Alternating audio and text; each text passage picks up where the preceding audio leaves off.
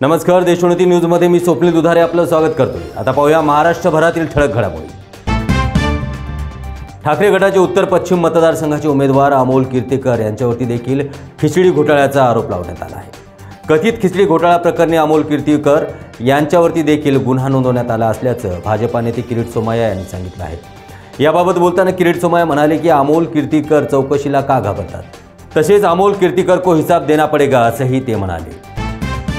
अमोल कीर्तीकरच्या खात्यात 1,65,00,000 रुपये खिचडी घोटाळ्याचे गेले आहेत। 4 महिन्यापूर्वी FIR झाली, चौकशी सुरू आहे।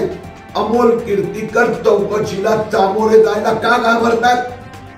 संजय राऊत मुलीच्या खात्यात खिचडीचे पैसे गेले, संजय राऊतचे पार्टनर सुजित पाटकरच्या खात्यात पैसे गेले, आदित्य ठाकरेचे सहयोगी सूरज चव्हाणच्या खात्यात पैसे गेले।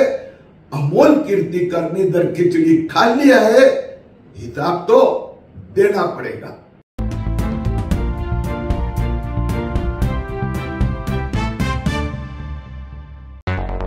मुंबई, पुणे, नागपूर, मराठवाडा असो का विदर्भ, राजकीय, सामाजिक, शैक्षणिक क्षेत्र असो का क्रीडा, सर्वच घडामोडीचे विश्लेषण पाहायला विसरू नका।